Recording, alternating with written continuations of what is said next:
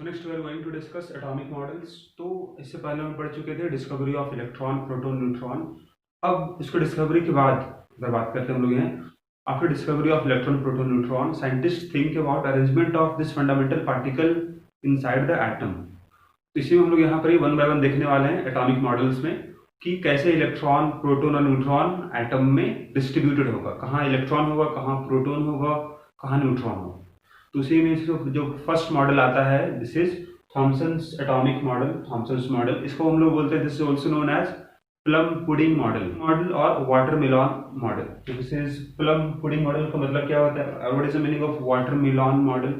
Watermelon का मतलब है कि इसने थॉमसन जो है इन्होंने क्या बोला कि एटम किस तरह का होगा, तो एटम एक स्फीयर जैसा होगा, वाटरमेलन जैसे होता है स्फीयर, उसी के जैसा होगा। तो आप यहाँ बता सकते हो इस तरह से कि एटम कुछ स्फेरिकल होगा। According to Thomson, atom is a positively charged sphere, ठीक है।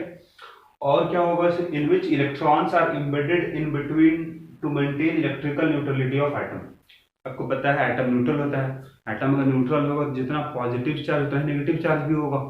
तो जो एटम क्या है, atom is a positively charged sphere, तो वहाँ नेगेटिव चार्ज भी होगा। तो नेगेटिव चार्ज वहाँ पर क्या होगा, इलेक्ट्रॉन जो है दिस इज नेगेटिव चार्ज, और वो यूनिफॉर्मली डिस्ट्रीब्यूटेड होगा उस स्फीयर में, ताकि जितना प्लस चार्ज होगा उतना ही माइनस चार्ज भी होगा। एटम क्या होगा, न्यूट्रल होगा। इंपॉर्टेंट यहाँ पॉइंट क्या होगा, neutrality of atom. Atom is neutral, ठीक है। और इस model known as plum pudding model. क्यों? क्योंकि प्लम एक तरह का आपका फल है, we can say this is a type of fruit जो इसी तरह का होता है, स्फेरिकल होता है। That's what is also known as plum pudding model. और we call it watermelon model, क्योंकि वाटरमेलन जिस तरह से आपके पास स्फेरिकल है, तो स्फेरिकल में आपका रेड पार्ट जो होगा, वाटरमेलन का रेड पार्ट जो है दैट रिप्रेजेंट पॉजिटिव चार्ज, और वाटरमेलन जो सीड्स है, सीड्स रिप्रेजेंट इलेक्ट्रॉन्स।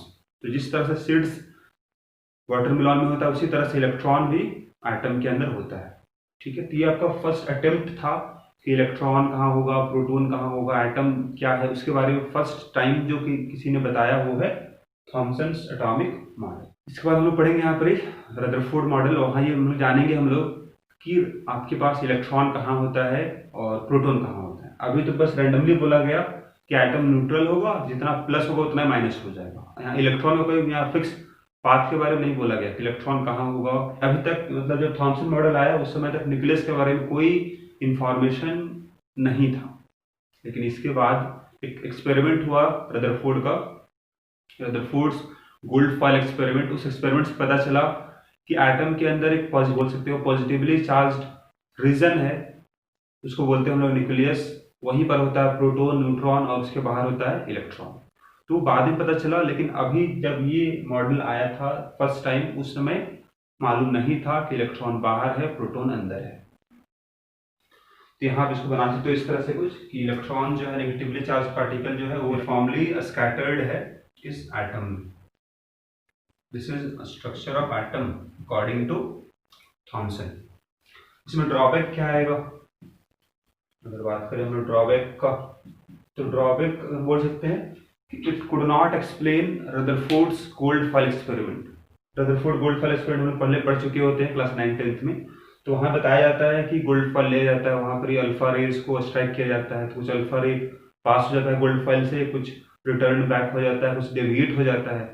तो हम अभी डिस्कस करने वाले हैं। एक्सपेरिमेंट था, उस एक्सपेरिमेंट को आप एक्सप्लेन नहीं कर सकते हो with the help of this structure of atom. That's why ये आपका जो थ्योरी था, ये जो मॉडल था थॉमसन का, वो आपका फेल हो जाता है। इसके बाद हम यहाँ पढ़ लेते हैं रदरफोर्ड्स मॉडल ऑफ एटम। इस चैप्टर में क्या देखने वाले हैं, we are going to see history of atom. इस चैप्टर में यहाँ पढ़ने वाले हैं कि एटम के बारे में किस तरह से इंफॉर्मेशन आपको स्टेप बाय स्टेप मिला। पहले एटम के बारे में क्या इंफॉर्मेशन मिला आपको, फिर उसमें उसके अंदर क्या इंफॉर्मेशन मिला, और ज़्यादा इंफॉर्मेशन। तो स्टेप बाय स्टेप प्रोसेस आपके पास है, वो हम पढ़ने वाले हैं यहाँ पे। सबसे पहला स्टेप क्या था, थॉमसन्स मॉडल। इसके अकॉर्डिंग एटम ये था। उस समय डिस्कवरी कम हुआ था, उस समय साइंस उतना ज़्यादा डेवलप नहीं हुआ था जो पता लगा सके कि एटम के अंदर भी कहाँ पर ही प्रोटॉन है, कहाँ इलेक्ट्रॉन, वो पता नहीं लग पा रहा था। लेकिन बाद में जब साइंस डेवलप हुआ और ज़्यादा रिसर्च हुआ तो पता चला हम लोग को कि पॉजिटिव चार्ज अंदर है और इलेक्ट्रॉन आपके पास है जो बाहर होता है।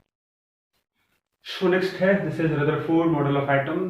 और ये हम पढ़ते हैं with the help of this experiment.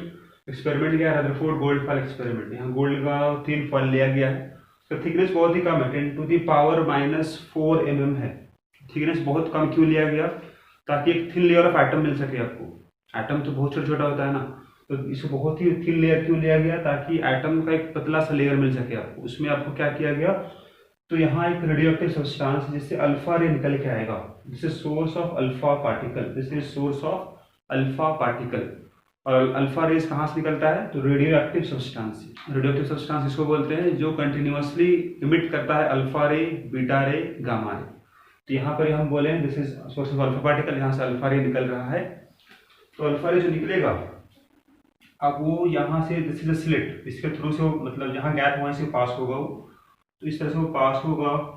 और कुछ अल्फा रे तो स्ट्रेट निकल जाएगा, कुछ अल्फा रे स्मॉल एंगल डेविएशन से करेगा इस तरह से, कुछ और भी डेविएट होगा, और कुछ ऐसा भी आएगा जो रिटर्न बैक हो जाएगा, मतलब आया और सीधा रिटर्न हो गया। दिस इज, जब रिटर्न हो जाएगा इसका मतलब इसमें थीटा कितना होगा? Theta will be 180, theta is 180 degree. Angle जो है जस्ट रिटर्न बैक हो गया, थीटा 180 हो गया। और यहाँ अगर मान लो this is theta, this is theta मान लेते हैं, एंगल ऑफ डेविएशन, ठीक है, कितना डेविएट हो रहा है थिन फॉयल से कोलाइड करने के बाद। और ये स्क्रीन है, तो इससे पता चलेगा आपको कितना डेविएट हो रहा है अल्फा रे। जिंक सल्फाइड यहाँ कोटिंग किया गया अंदर में, तो जहाँ स्ट्राइक करेगा अल्फा रे वहां पर ये ब्राइट स्पॉट बनेगा, तो this is known as fluorescence भी बोलते हैं हम लोग। तो जिंक सल्फाइड जो कोटिंग यहाँ किया गया है ताकि फ्लोरेसेंस हो सके, ताकि पता चल पाए आपको कि कहाँ पर ही अल्फा रे स्ट्राइक करने वाला है। यहाँ से पास होने के बाद कहाँ पर ही डेविएट होने वाला है, कितना एंगल डेविएट होगा पता लगा पाओगे with the help of fluorescence. ठीक, कहाँ पर स्ट्राइक कर रहा है, कहाँ पर ही अल्फा रे जाके स्ट्राइक किया। ये तो बात हुआ।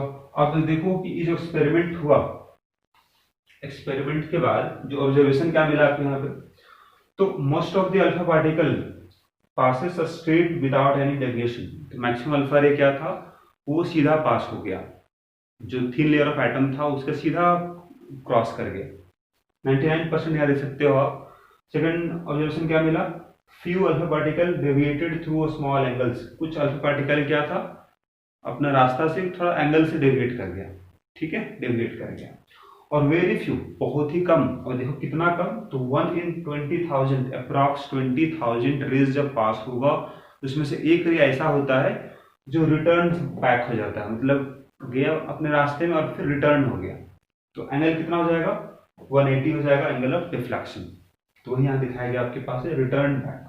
तो अब ये ऑब्जर्वेशन मिला, इसके अकॉर्डिंग रदरफोर्ड ने बताया कि एटम किस तरह का रहा होगा, कि मैक्सिमम अल्फा रे पास हो गया, कुछ अल्फा रे डेविएट हो गया, और बहुत ही कम अल्फा रे क्या था, वो रिटर्न बैक हो गया। तो इसके करस्पॉन्डिंग रदरफोर्ड ने बताया एटम का स्ट्रक्चर क्या होगा। तो जरा हम उसको देख लेते हैं कि स्ट्रक्चर ऑफ एटम क्या होगा according to Rutherford's gold foil experiment. So next हम बात कर लेते हैं व्हाट इज कंक्लूजन। जो एक्सपेरिमेंट हुआ, ऑब्जर्वेशन मिला आपको, उसका कंक्लूजन क्या होगा। ऑब्जर्वेशन क्या था, पहला ऑब्जर्वेशन क्या था, most of the alpha rays pass straight. तो मैक्सिमम अल्फा रे क्या था, पास स्ट्रेट हो रहा था। इसका मतलब क्या होगा कि मैक्सिमम स्पेस जो होगा एटम के अंदर वो क्या खाली होगा। Maximum space inside the atom is empty, तभी तो स्ट्रेट पास हो जा रहा है। और कुछ रेज क्या था, डेविएट हो रहा है कुछ एंगल से। तो there should be some hard positively charged dense object. जरा इस पॉइंट पे जरा समझो आप, what is the meaning of there should be some hard positively charged dense. Positive charge कुछ होगा एटम के अंदर। ऐसा क्यों बोला गया, क्योंकि अल्फा रे क्या था, तो अल्फा रे का मतलब होता है, अल्फा रे means this is nucleus of, this is nucleus of helium.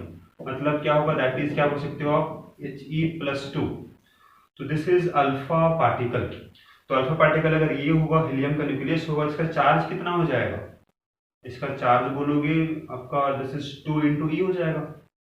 +2 का मतलब है कि इसमें आपके पास चार्ज कितना होगा, 2 into E हो जाएगा। E का मतलब क्या है, this is charge of electron. आपको पता है charge of electron equal to charge of proton. केवल साइन तो माइनस प्लस में होगा, बाकी मैग्नीट्यूड के बराबर ही होता है। तो +2 का मतलब कि इसमें 2 प्रोटॉन एक्स्ट्रा है, तो ज्यादा 2 प्रोटॉन है तो चार्ज कितना होगा, प्लस होगा 2e। एक अगर प्रोटॉन का चार्ज e होगा तो 2 प्रोटॉन चार्ज 2e हो जाएगा। मास कितना होगा हीलियम का, तो अगर मास अगर लिखना होगा आपको हीलियम पार्टिकल का, दिस इज 4 mu हो जाएगा। ठीक है, अब तो बात हुआ कि अल्फा पार्टिकल क्या है, तो पॉजिटिवली चार्ज पार्टिकल है। तो अल्फा रे अगर आ रहा था तो डेविएट क्यों कर रहा था अल्फा रे, क्योंकि जरूर उसमें पॉजिटिव चार्ज रहा होगा, तभी तो प्लस प्लस में रिपल्सन होगा तो अपना पाथ से डेविएट हो जाएगा। तो ये पता बोला गया कि there should be some hard positively charged dense object at the centre and alpha particle going close to this dense object will feel repulsion. क्या होगा, रिपल्सन होगा and deviate from their path. तो एटम को इसने क्या बोला, Rutherford के according क्या था, एटम किस तरह का स्ट्रक्चर होगा एटम का, तो एटम कुछ स्फेरिकल है और बीच में क्या होगा, तो पॉजिटिव चार्ज इस तरह से। और अल्फा रे अगर इससे दूर जा रहा है तो वह स्ट्रेट पास हो जाएगा, निकल जाएगा, लेकिन वह अल्फा रे जो इसके नजदीक आएगा उसमें रिपल्सन होगा और वो डेविएट हो जाएगा। जो पॉजिटिवली चार्ज जो सेंटर था उसको रदरफोर्ड ने नाम दिया न्यूक्लियस, और न्यूक्लियस में क्या होता है, प्रोटॉन होता है और न्यूट्रॉन होता है। तो जो भी अल्फा रे न्यूक्लियस के नजदीक आएगा उसमें रिपल्सिव फोर्स काम करेगा और वो डेविएट हो जाएगा। अब फिर थर्ड पॉइंट क्या बोला गया, देखो alpha particle going straight to the nucleus, जो न्यूक्लियस का जो सीधा जाएगा straight experience maximum repulsion force and returns back. अगर न्यूक्लियस बहुत ही छोटा है उसमें अगर एक अल्फा रे आ रहा है, स्ट्रेट आ रहा है, न्यूक्लियस के नजदीक ही आ रहा है, तो that will face maximum repulsive force और वो सीधा रिटर्न हो जाएगा अपने पाथ में। तो इसीलिए यहाँ आप बोल सकते हो कि वैसा अल्फा रे जो स्ट्रेट आएगा इसके पाथ में वो जस्ट रिटर्न हो जाएगा, विल रिटर्न बैक। ठीक है, और इसके लिए थीटा कितना हो जाएगा, थीटा हो जाएगा 180 हो जाएगा, जो रिटर्न बैक हो उसके लिए थीटा विल बी 180 हो जाएगा, दिस इज 180 हो जाएगा। ठीक है, तो एटम इस तरह से होगा। अब हम ये बोले आपको कि थर्ड पॉइंट की बात अगर हम बात करते हैं, थर्ड पॉइंट में क्या बोला गया कि alpha particle going straight to nucleus return back. ठीक है, रिटर्न बैक क्यों, क्योंकि सबसे ज्यादा रिपल्सन का काम करेगा। रिटर्न बैक क्यों हुआ, क्योंकि वहां रिपल्सिव फोर्स बहुत ज्यादा होगा। अब हम ये बोलते हैं कि साइज ऑफ न्यूक्लियस क्या होगा, तो न्यूक्लियस बहुत ही छोटा होगा, क्योंकि ये बोला गया था कि 20,000 अगर अल्फा रे पास होगा अप्रॉक्स, तो उसमें से एक अल्फा रे होगा जो रिटर्न बैक होगा। इसका मतलब क्या है, इसका मतलब ये है कि न्यूक्लियस बहुत ही छोटा है, जो अल्फा रे उसके डायरेक्टली हिट करेगा न्यूक्लियस को, नजदीक आएगा, वही रिटर्न बैक होगा। न्यूक्लियस बहुत छोटा होगा तभी तो बहुत कम अल्फा रे उसके नजदीक जा पा रहा है, मैक्सिमम अल्फा रे क्या हो रहा है, वो निकल जा रहा है स्ट्रेट। 99% क्या था अल्फा रे, दे पास स्ट्रेट।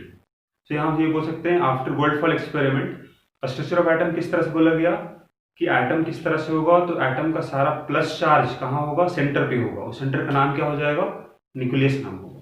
तो हम एटम को हम इस तरह से लिख सकते हैं कि एटम जो है, एटम दो पार्ट हम बोल सकते हैं, एक पार्ट होगा, one part is nuclear part. Atom consist of, लिख सकते हो आप, कंसिस्ट ऑफ, पहला होगा न्यूक्लियर पार्ट। न्यूक्लियर पार्ट में क्या होगा, it consist of proton and neutron, positively charge होगा। और दूसरा पार्ट हो जाएगा एक्स्ट्रा न्यूक्लियर पार्ट, मतलब न्यूक्लियस के बाहर का पार्ट। एक्स्ट्रा न्यूक्लियर पार्ट में क्या होगा, इट कंसिस्ट ऑफ इलेक्ट्रॉन्स,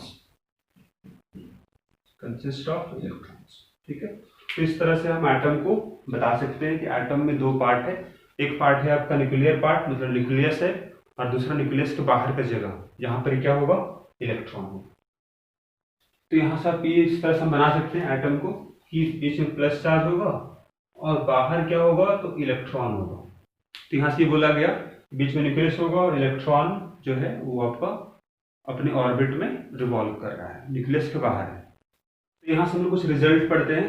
पहला रिजल्ट में क्या बोला गया कि radius of atom in general, कोई भी अगर एटम लोगे तो उसका रेडियस इन ऑर्डर ऑफ कितना आएगा, 10⁻⁻10 मीटर के ऑर्डर में रहेगा। उसका रेडियस ऑफ न्यूक्लियस क्या आएगा, 10⁻15 मीटर के ऑर्डर में होगा, मतलब इतना मल्टीपल तो होगा ही उसमें। फिर अगर बात करें रेडियस ऑफ एनी न्यूक्लियस, एक फॉर्मूला यहाँ बोला गया है, this is the general formula of any nucleus. Radius of any nucleus is given by r equal to r not a का पावर 1/3। r क्या होगा, the radius of nucleus. r nought एक constant है जिसका वैल्यू डिपेंड करता है depending on different element, हर एक एलिमेंट का अलग अलग न्यूक्लियस होगा, तो उसके लिए वैल्यू इसका रेंज कहाँ से कहाँ करता है 1.1 10 टू द पावर -13 से लेकर 1.44 10 टू द पावर -13 तक। और इसका वैल्यू इन जनरल में लेते क्या फॉर कैलकुलेशन पर्पस, अगर क्वेश्चन आएगा इस फॉर्मूला से तो इसका वैल्यू क्या लोगे आप, इसके बीच में वैल्यू लेते हैं, दिस इज 4/3, यहाँ देख लो आप 4/3 10 टू द पावर -13 सेंटीमीटर, इसको हम लोग लेते हैं आर नॉट का वैल्यू। ए क्या होगा यहाँ पर, ए का मतलब होगा mass number, A is this is mass number, ठीक है। तो यहाँ से हम काम ये कर लेते हैं, पहले देखिए कि volume of atom by volume of nucleus क्या है। अगर आपको रेडियस पता है, रेडियस पता है एटम का न्यूक्लियस का, तो वॉल्यूम क्या आएगा। तो हम लोग ये यहाँ एज्यूम करते हैं कि एटम इज स्फेरिकल पार्टिकल, तो स्फीयर का वॉल्यूम क्या आएगा। तो अगर आपको निकालना होगा वॉल्यूम ऑफ एटम आ जाएगा 4/3 pi r cube, pi r cube, r क्या है यहाँ पर, ये 10 टू द पावर -10 है, तो लिखो 10 टू द पावर -10 का क्यूब। फिर वॉल्यूम ऑफ न्यूक्लियस क्या आएगा, तो वॉल्यूम ऑफ न्यूक्लियस आ जाएगा 4/3 पाई आर क्यूब, आर का वैल्यू यहाँ पे क्या आएगा 10 टू द पावर -15, तो लिखो 10 टू द पावर -15, और इसका आपको क्यूब करना है, तो इसका आप क्यूब करो, कितना वैल्यू आएगा, अगर तो डिवाइड कर देते हैं हम लोग हैं तो क्या आएगा, volume of atom by volume of nucleus का वैल्यू कितना आएगा, तो 4/3 कैंसिल हो गया, पाई कैंसिल हो गया, तो 10 to the power -30 by 10 to the power -45, यहाँ सॉल्व करो 10 टू द पावर कितना आ जाएगा 15 आ जाएगा। तो आप देख सकते हो क्या वैल्यू आ रहा है, इसका वैल्यू आ रहा है 10 टू द पावर 15 आ रहा है। तो दिस इज द रेशियो बोल सकते हो आप, मतलब देख सकते हो यहाँ से आप कि वॉल्यूम में क्या रिलेशन है।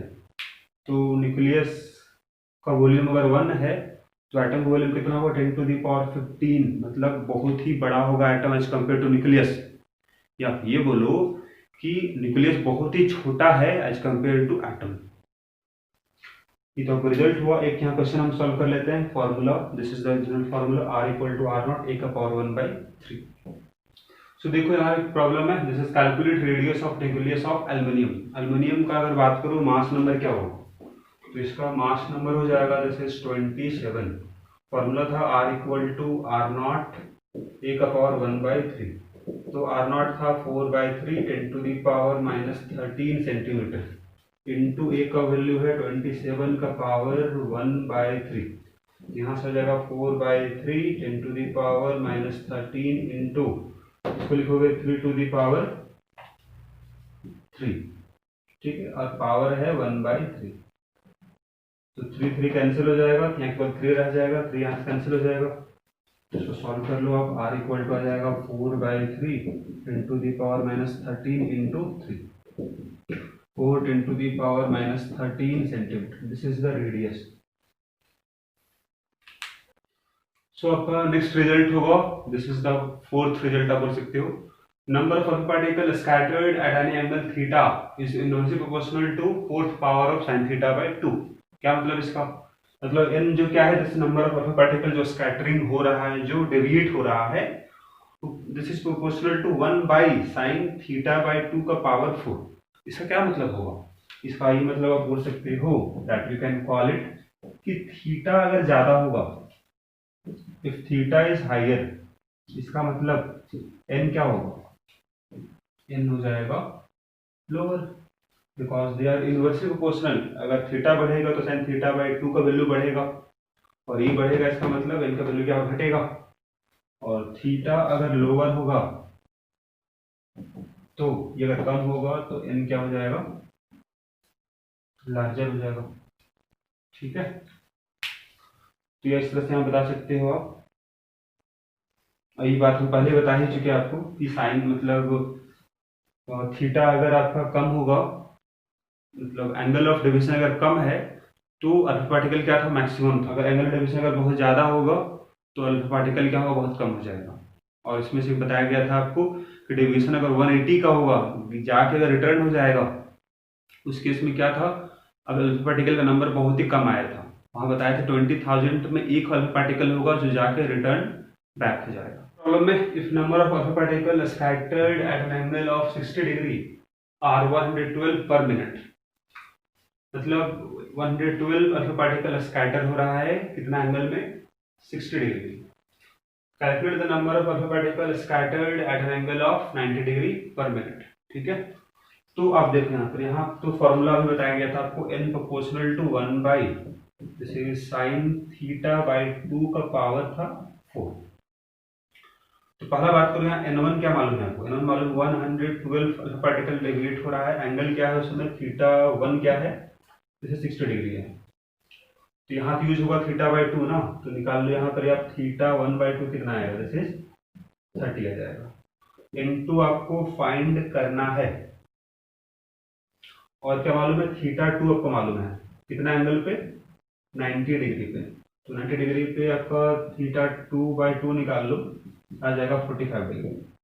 तो फॉर्मूला पुट करो आप यहाँ पर, देखो पहला है n1 proportional to this is 1 by sine theta 1 by 2 का पावर 4। n1 का वैल्यू कितना आएगा, n1 का वैल्यू आ जाएगा 112 proportional to 1 by sine theta 1 by 2, मतलब थीटा 1 बाई 2 30 है, तो साइन 30 कितना होगा, साइन 30 होगा 1 बाई 2, तो 1 बाई 2 का पावर 4 है, तो 1 बाई 2 का पावर है 4।